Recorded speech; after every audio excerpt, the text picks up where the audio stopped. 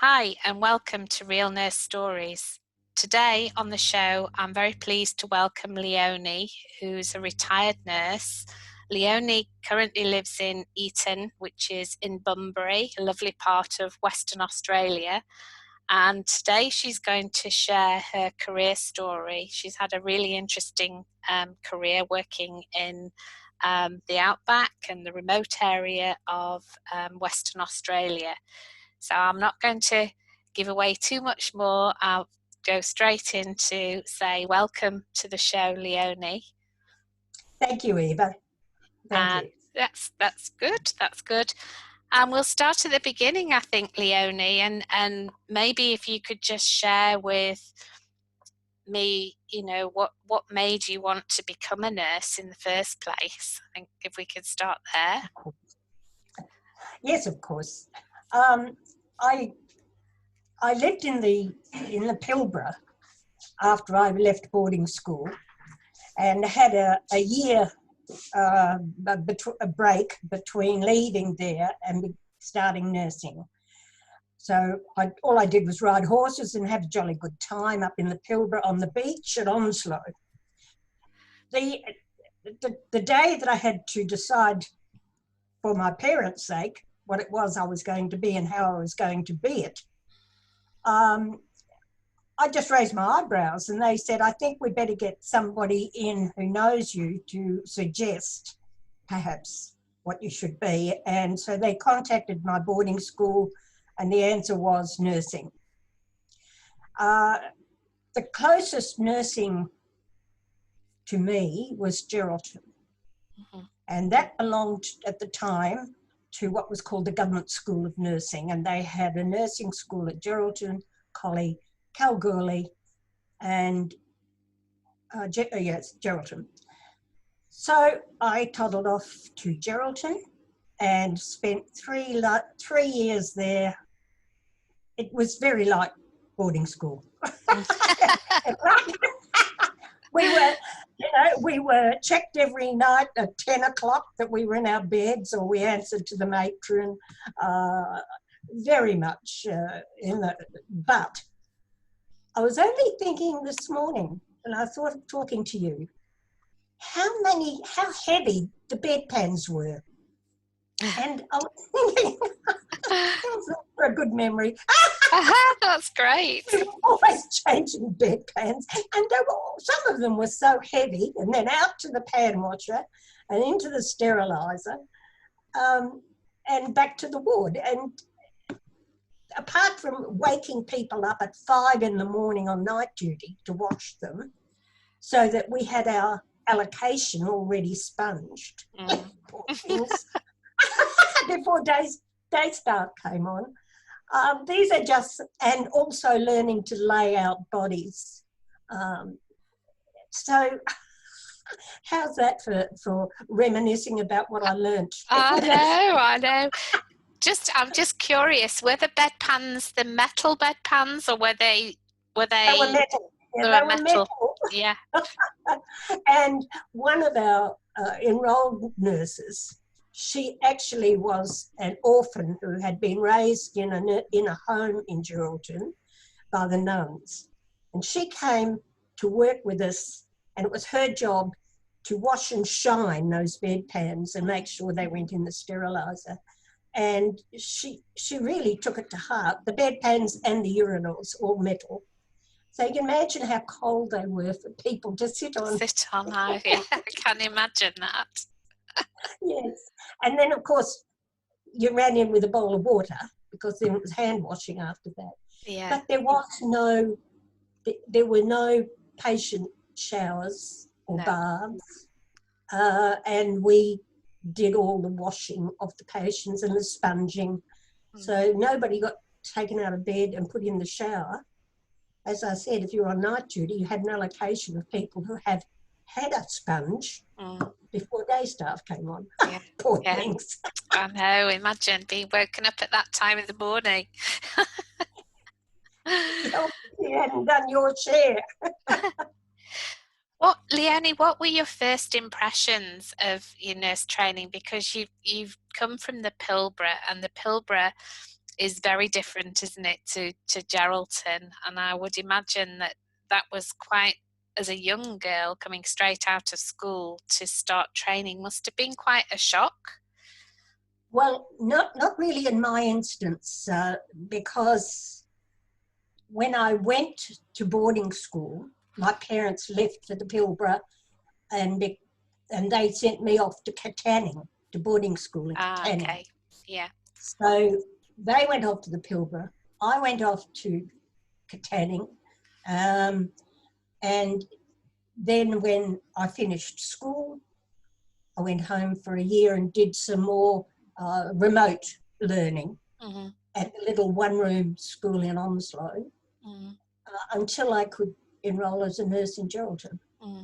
So I did some distance learning for a year as well up there. Yes, but that's I know. I would go off to the little one-room Onslow school. There was a headmaster, there were a teacher, and I would sit out on the back veranda and do my distance learning. And then I went off to nursing. I tell you, nursing for me was just another phase in my remote learning experience, really. Yeah. And what was the hospital like? What was Geraldton Hospital like at that time? Was it a big hospital, or? The 3 hospitals were built pretty much the same way. They were a long extended building. On the bottom floor was a surgical floor, surgical floor for men and women, with a little office in the middle. On the top floor was the medical floor for men and women, separated, of course. And on the top floor also, right at one end, was the matron's office. And at the back was a back veranda with a pan room on it and one toilet for the staff. And if anybody died upstairs in a medical ward, you rang the police from next door to come and help you cart the bodies down the stairs from the back veranda up the hill outside to the morgue. It was fairly remote, but it was no different to Geraldton. It was no different to Collie. It was no different to the other nursing establishments that were run by the health department. And what kind of experience did you gain as a student? Was it?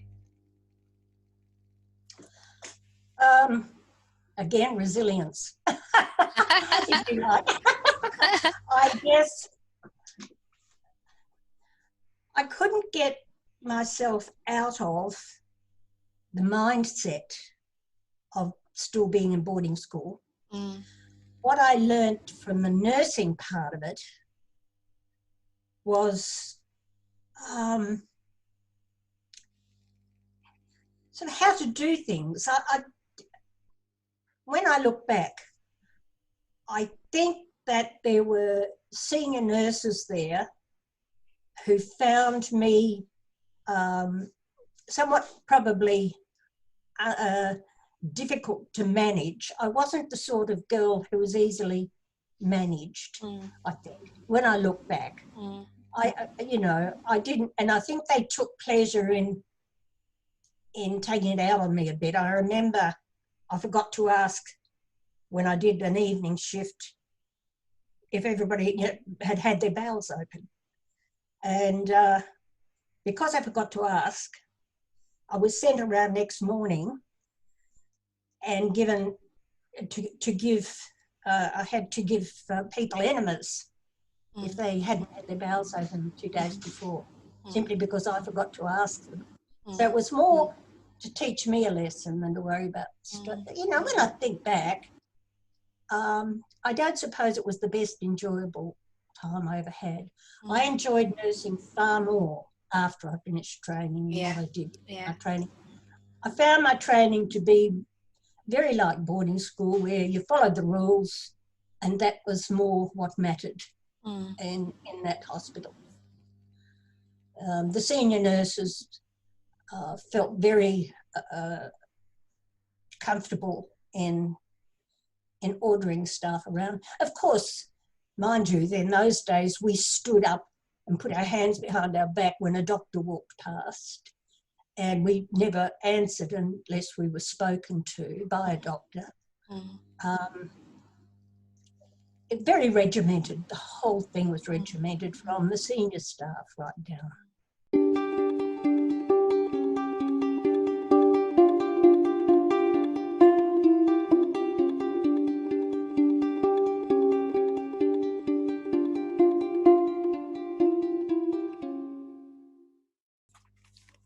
You qualified as a nurse, as a registered nurse, and then where did you go next, Leonie? Well, I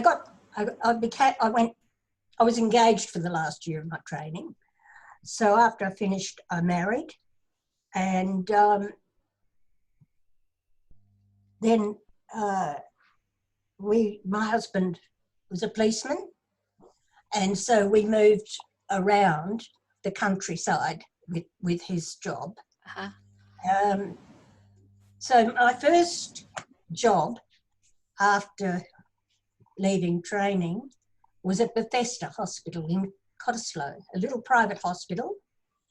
And we were very poor, didn't have any money, and I made a white uniform because I hadn't, out of sheet. Because I had to have a white uniform, and I didn't A, have a white uniform, or B, have any money. I mean, I'll never forget that. At Bethesda, but that was quite a pleasant little place to work. I was only there for 9 months before I started night duty at St John of God in Subiaco. Okay. Which was very interesting. There were some, just looking back, the things that I remember most about night duty in Subiaco was, again, it was fairly regimented. I walked out into the pan room early one morning, and there's one of the little old nun who was in charge of the ward. I was squatting on pan water. I caught her. But we were expected to lay out the pills for the early morning day start, things like that. Very archaic type of, I mean, we didn't know any better, and nobody else did either. But nowadays, there's no way I would be giving pills that have been put out by anybody else to a patient. And the important things we had to have on night duty was the quilts all level and the blinds all level, and the patients propped up in bed.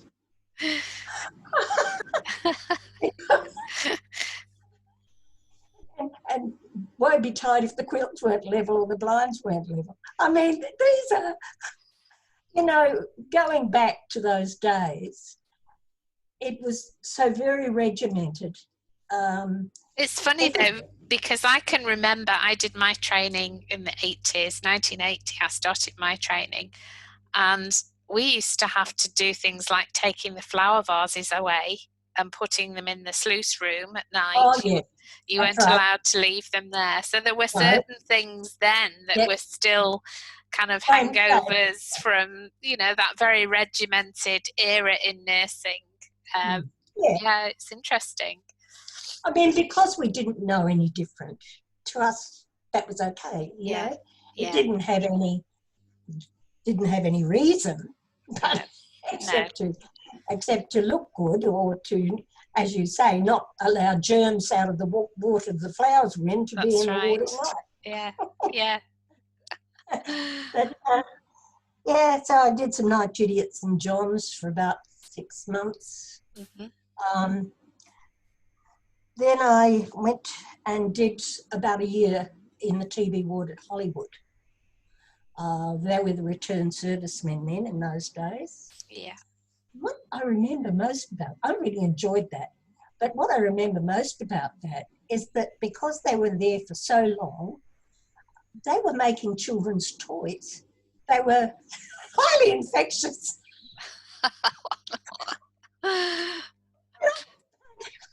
They were infected with GP. But because they were there for so long, they were making all the children's toys. Gosh. And some of them were licking sticky bits. Oh no. Isn't that amazing?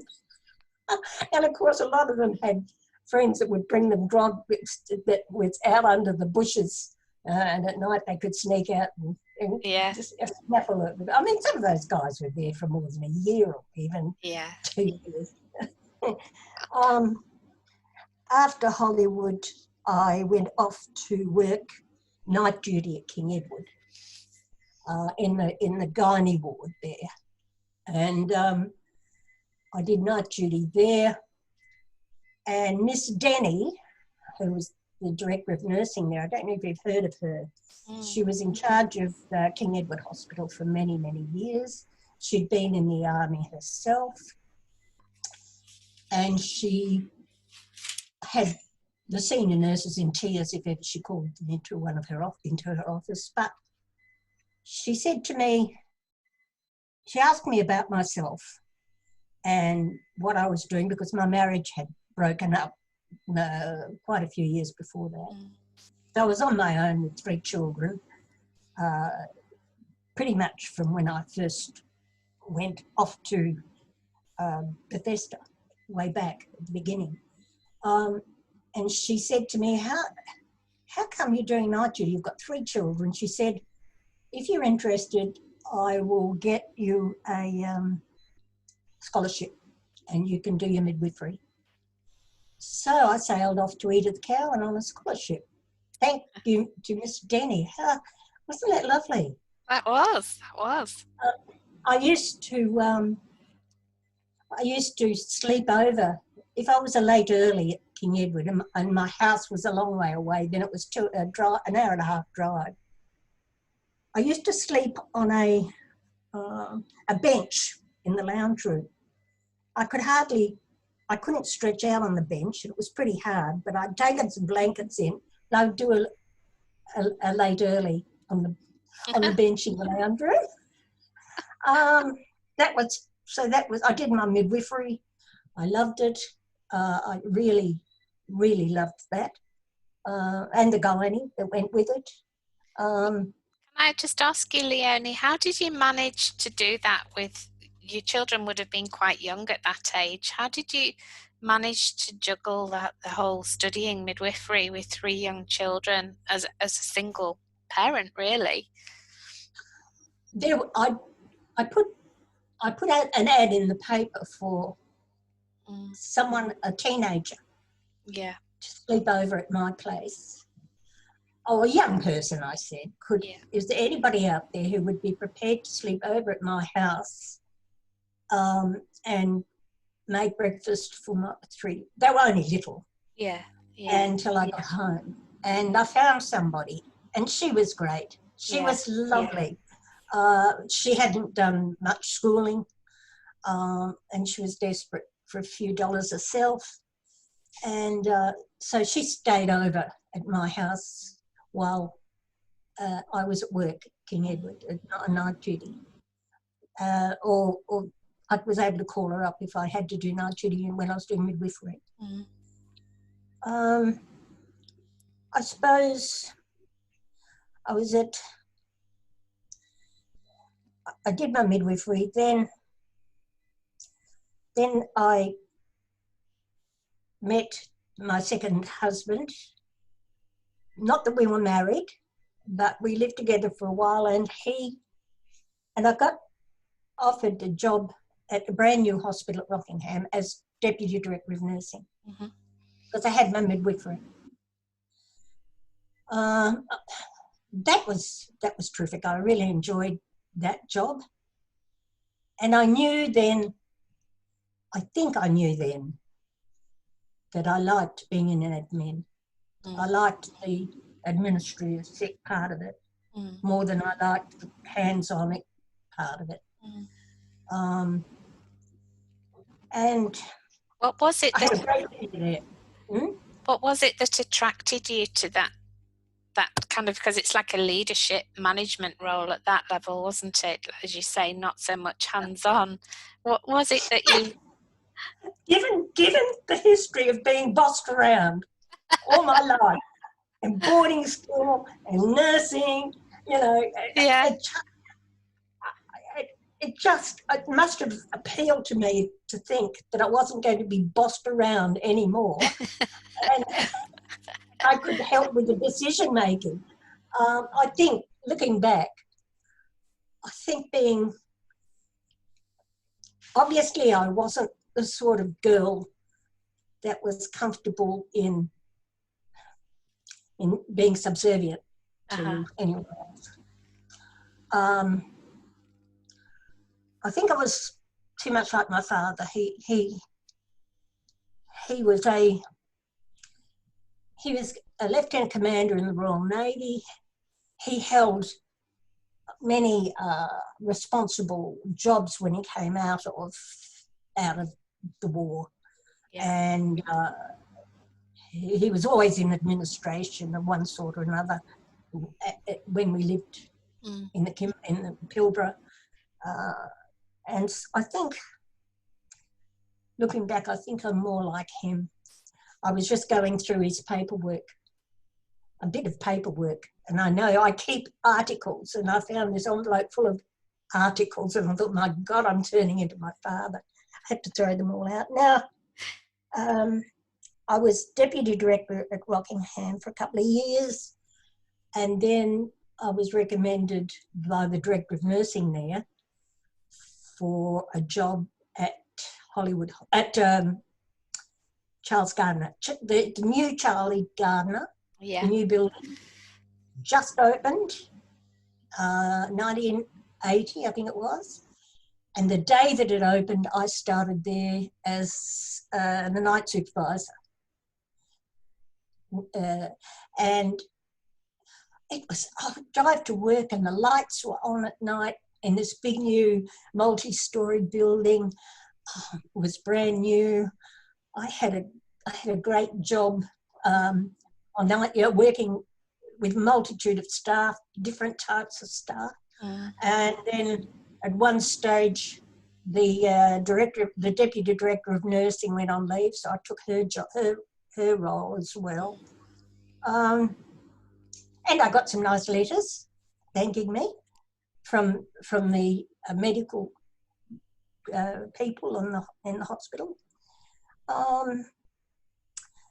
Then from there, I was there for a couple of years, night duty again, because night duty gave you freedom to be in charge of it. Yeah. See where I've come from, can't you? You wanted to be the boss. I won't ask the children or my husband to be here while I'm talking like this. I'll say, yes, Mum, that was you, always telling us what to do. Always setting us with expectations. And I think I see myself turning into my father more every day. Then I was director of nursing at Bunbury Regional from, I think it was about 82 to 90 there. So when they opened a brand new Bunbury Regional Hospital, I left off then. I gave it away. So that's me. That's me. It's really interesting because you've done a lot of different things there, haven't you? I mean, as you were talking about Sir Charles Gardner as a new hospital, and that's quite rare in a nursing career to actually start somewhere completely new. So that must have been absolutely. They also implemented this brand new U-Butte computer system from America. This was going to be something the whole of Australia would envy. Well, what a mess. It cost them $25 million to implement it. They had to bring people across from the other state. And then nobody knew how to use it. So luckily on night duty, I didn't have to be, worried too much about that. But what I could do, of course, was roam around this massive new building, checking out all the rooms that other people hadn't seen before. Like they had this brand new isolation unit, all made of glass, thick glass. It's probably still there, for people that had Ebola or some disease that nobody knew how to look after. And the patient would go in there. They had a special airflow that went through one end and out the other. All their toilet stuff was double disinfected through a special tank. I thought, oh, that was a great thing. Now, I heard only a couple of months ago that they'd used it. I don't know whether they've used it ever before, but you could see the patient and the nurse. Of course, the nurse was in there for the full shift and had to be sterilised, if you like. But they had this reverse flow air. They had this reverse flow toilet. And if the nurse was in there with the patient, she communicated through the glass, which was there for the full shift. But it was never used while I was there, but I think I read a couple of weeks ago that they'd used it. They probably used it with all the COVID-19, I would think. Might have done. Yeah. But I roamed around the hospital at night poking into areas that yet hadn't been opened. It was fascinating. I enjoyed it. You know, and one of the roles that I had, one of the things that it wasn't a role, it was something I did myself after I first came on and get around, made sure the night staff were there and okay, was go down to emergency department and talk to the relatives of all the people that were waiting there for their relative to be seen by the emergency department staff. And I would make it my business to ask them, were they okay? Was there anything I could do for them? Can I act as an, intersect with the medical staff for them? Or can I, help them in any way with information about what was happening to their family in emergency? Just things like that, just to reassure the people who were sitting there waiting about their relative and what was happening to their relative. I remember getting myself a bit, I wished I hadn't now. I look back and there are things you wish you hadn't done. And one of them was I cracked down on the night nurses in emergency department making up the beds for the doctors who sleep over there. And I said, but hang on, you guys are better off working with the patients and their relatives rather than running around after the doctors making up their beds. But with hindsight, and I look back and I think those poor young doctors, they were beside themselves. They were all just, new and young and trying to learn the ropes. Yeah. And the fact that they could have a bed to throw themselves on and catch a few hours sleep, I look back and I think I was harsh there, too harsh. But, yeah, I enjoyed it. I enjoyed Charlie's more than I think I enjoyed anything other than midwifery. Midwifery I loved.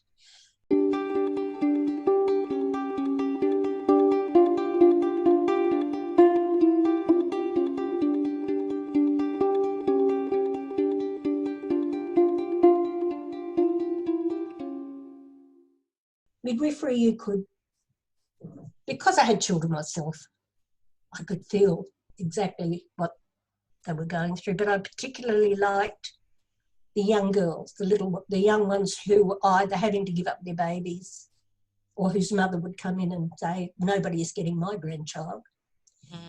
And I followed one of them through to see how she settled down. I did it as an assignment after she'd gone home. And that was interesting. She took her baby home to live with her mother. And she was saying to me when I was talking to her, she said, I've got girlfriends that all want to be out and about, but she's only 15. I'm not going to be wanting to, I'm going to stay home with my baby. And I realised, having had children myself, just how unreal their expectations were as a 14 or a 15-year-old about themselves and their babies. And thinking, darling, when you're 17, you're going to be desperate to be out there with your friends and having a bit of time and not be left home with your mother saying, don't you dare go out, you know, you've got a baby to look after. They just didn't understand how unrealistic that was. The first baby I ever delivered was 14, and the boy that was sitting with her and cheering her on and rubbing her hand and telling her she was okay, wasn't her boyfriend. He was out in the corridor. He couldn't bear to watch, so he sent his mate in. His mate sat with his girlfriend, and she was only 14. Gosh. And the boy, I went out there to tell him he'd had a baby girl, and he was a young ringer, you know, with the sideburns and the lackey-sided boots, and he was squatted down with his back up against the corridor. And I said, you've just had a baby girl. And he said, I'm so sorry, I couldn't be there. He said, I couldn't bear it. I couldn't watch. But he said, was my mate all right? I said, your mate did a sterling job. Amazing, aren't they? One of the things that you've mentioned here, Leonie, is a challenging time in your career. It's just related to what you're talking about there. You said that one of the challenges in your career was as a single mum doing midwifery, where you had to include sex education. You put that. Yeah, well, of course, part of your midwifery, part of was your postnatal stuff with mothers, and part of that was them returning to normal married life with their husbands. And of course, we had sessions with new parents, husbands and wives, about what to expect after that. And of course, the kids, I would share with the kids some things. Like I remember my little girl coming home saying that she was looking at a grasshopper giving another grasshopper a bareback ride. And so I used it as an excuse to start telling her age-appropriate stuff. But I had a 15-year-old daughter, and she wanted to know what it was I was teaching about when it came to the mothers and sex. And so I used it a bit to talk about sex, but mainly aligning it to having had babies, and the fact that before you're pregnant, you're far more highly sexed than when you're immediately afterwards. Well, she was fascinated. And then she brought these boys, 4 boys home. She said, Mum, my friends here want to know what you told me about sex. Oh, they said, yes, please, Mrs. Dunn. What was it? I said, guys, I'm sorry, but what I explained to Julie is for your mum and dad to tell you about, not me. What I told her was my experience. It can't be yours. Oh, go on, Mrs. Dunn. We won't tell anybody. Just tell us what you told Julie, and we promise we won't tell our mum and dad or anyone. I said, look, lads, I'm so sorry, but it really is something you should ask your mum and dad about, and tell them perhaps that you've got a friend at school whose parents are talking to her and you want to know what's going on. I said, that's about the best I can do. Oh, Julie said, well, that didn't work very well, did it, Mum? I said, Julie, no. Sorry, I can't talk to them. But, you know, you get surprises yourself. When I realised she was 15 and I talked to her about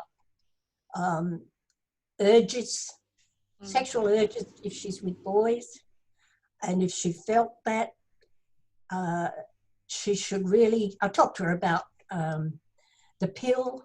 Mm. She's 15. I said there are ways to avoid getting pregnant. I don't, you know, if you're having sexual urges and you're indulged in sex, then you need to protect yourself. And we talked about the pill. Next thing, of course, being Julie with a million friends, she turns up at the front door with herself and 3 other of her girlfriends. Okay, Mum. They want to know about it. Oh, God. I just I found that doing midwifery. Yeah. I was just going to say it comes with the territory, doesn't it? Around, you know, it's part of the role, so it's a natural extension of that role when it comes to your own children, really. It's just that Julie, my daughter, had millions of friends. My son, when I left him a book, he wouldn't talk about it at all. No. So I left him a book, which I don't know whether he ever read. But yes, I don't know. What about yourself? Do you have children at all? I have grown-up children. I have 2 grown-up children, but I can relate to what you were just talking about, because I can remember a very similar experience with my eldest daughter at the time, and we kind of, I think when you work as a nurse, you have very open discussions, as you say, age appropriate, but you know, I wasn't somebody who kind of wouldn't answer the question. So if they asked a question, we would talk about it. And a very similar experience to yours, where she decided that 2 of her school friends, you know, she wanted them for me to tell them. I told her, and it just reminded me when we were talking, because I had to say the same thing, you know, I'm really sorry, but that's for your mummy to talk about. But well, yeah, and she was most put out that, you know, I wouldn't. Yes, she was probably the worst in the world. She was disappointed hugely by her mother that I'm not sharing. But I can still hear these boys say, "No, we won't tell our mums this is stuff that you tell us." It's funny, isn't it? I think it is part of being a nurse and being a midwife. I mean, I'm not a I never did my midwifery, but I can really relate to that. So well, I can remember one of the mothers in the postnatal group had a little 3-year-old who wouldn't leave her boobs alone. She'd gone and had another baby. And she said she'd bought dresses with zips so he couldn't get at them. And she came to class to find out if anyone could tell her how to stop him. He was crawling up under a dress, lifting the hem of the dress to go up there to get the boob. I remember that. Poor thing. She said he reckoned they're his and the baby shouldn't have them. Yeah. But anyway, that's virtually, I suppose, working at King Edward and having the children at home and sleeping on that. It was one of those window benches, you know, under the window. And I grabbed a couple of pillows off the board and took a blanket in and slept on there a bit for a late early. By the time you got off at late at night and then started to get up by 6 in the morning, it's only about 5-6 hours sleep. Yeah. And I'll never forget that. It was the library at the hospital that did that. I mean, when I think about it, it was totally inappropriate. I shouldn't have been there. It's a wonder somebody didn't find me and order me out.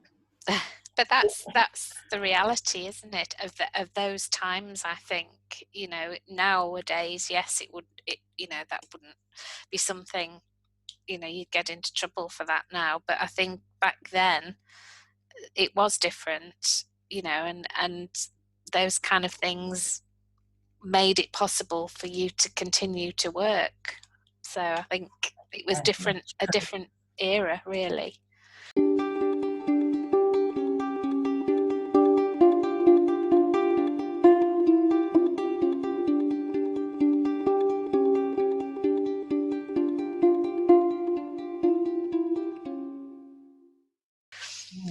Knowing That's what true. you know now, Leonie, and kind of looking back at all the things you've done, what advice would you give to a young nurse who's just starting out on their nursing career?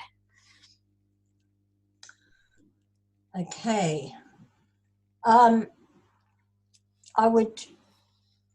think my advice would be to listen carefully, but also keep your own values close by.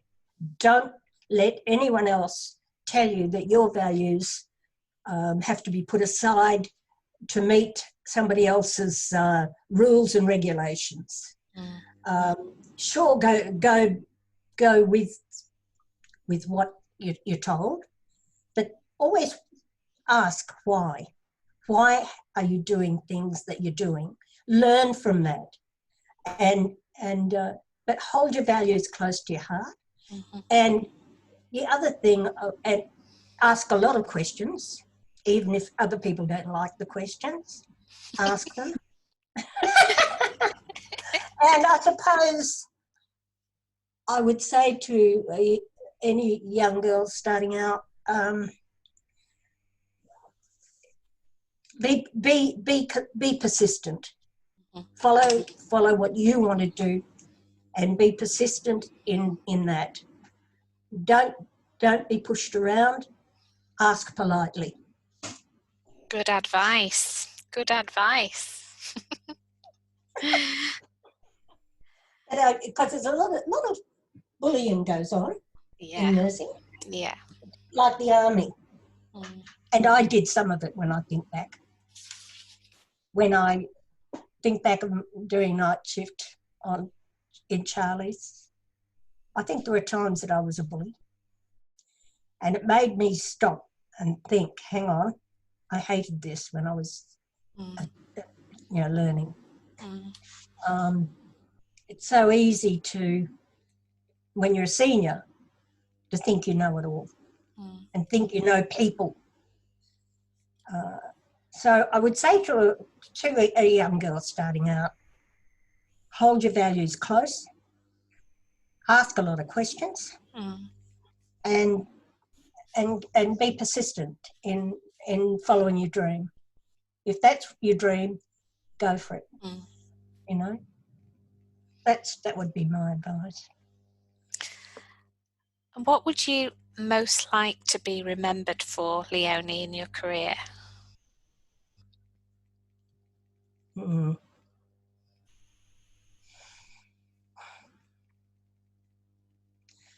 Dragging the old Bunbury Regional Hospital, which was very, as I say, it was the same as the Geraldton one, the Collie one, the Kalgoorlie one, the one at Blooming Albany.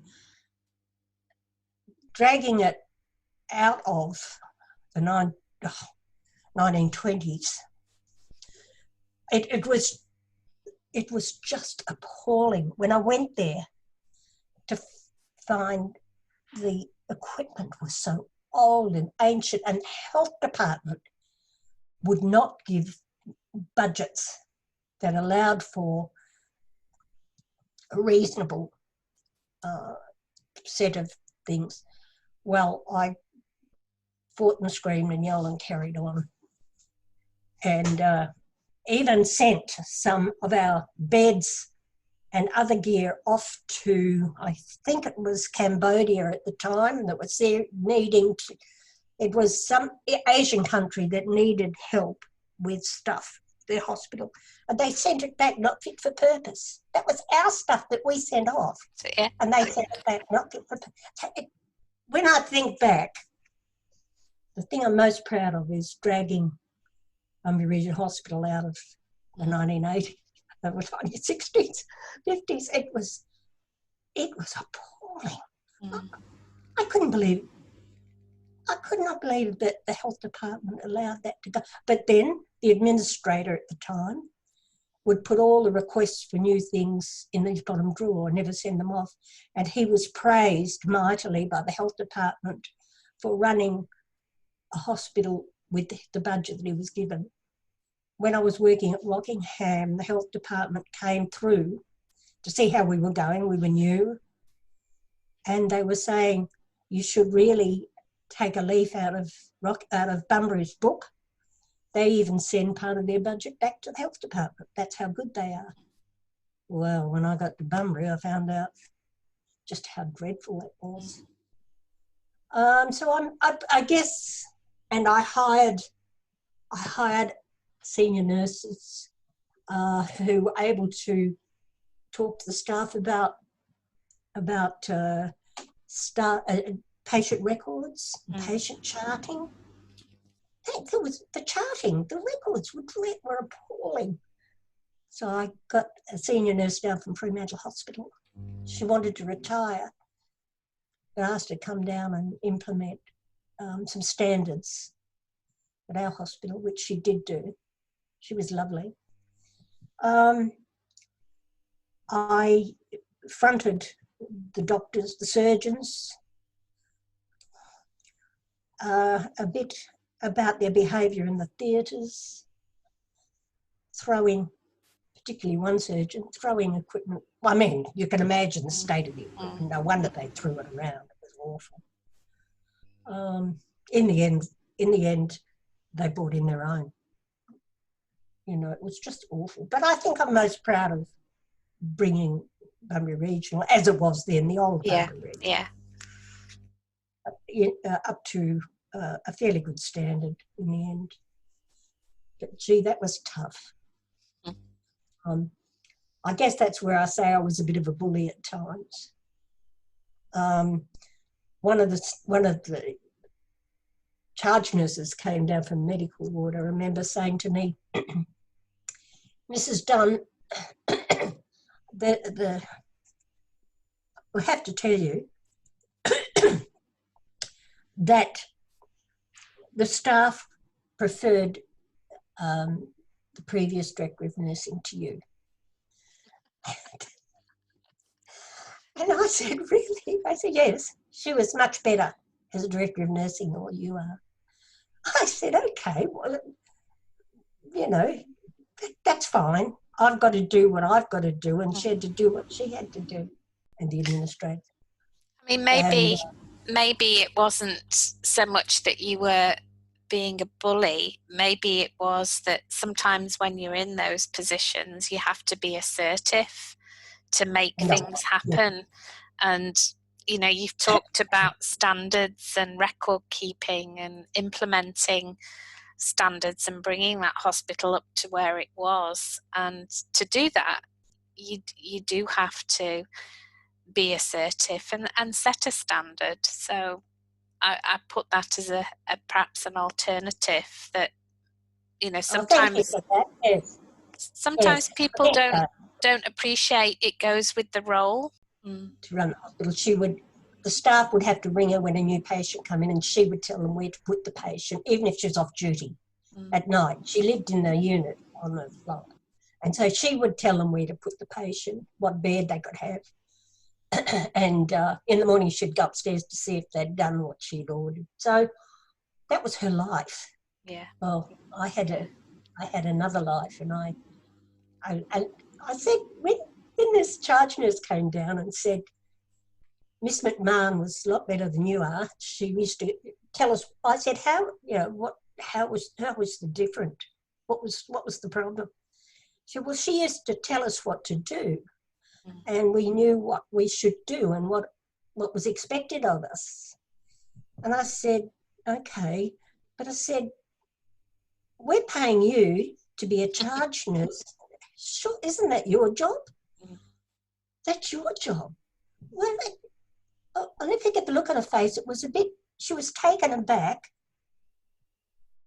and hurt that I should suggest that she should be doing that stuff. But they, again, times, old habits, old nursing. Yeah. There was an old nursing style, and then the new one started to come in. I guess, and I'd come down from the new hospital at Charlie's, so they Yeah. had all the new stuff. Yeah. And I suppose it was a bit of a shock. Here's Joy, who had Bunbury Regional like a baby, and she had to know. I enjoyed Joy. She was good, but she lived on the premises, and she controlled every aspect of that hospital for the 20 years that she ran it. And my God, she was up against St John of God, where the nuns ran after the doctors day and night, and Joy didn't. Yeah. Yeah. Yeah, it was great. I really enjoyed Bunbury Regional. Well, you've had such a fascinating career history, really, Leonie. It's been lovely to hear that and for you to share that story with me. And I really want to thank you for your honesty and, you know, your reflections and the ability to reflect on things and situations. I think, you know, there's lots of things I can certainly relate to in what you say.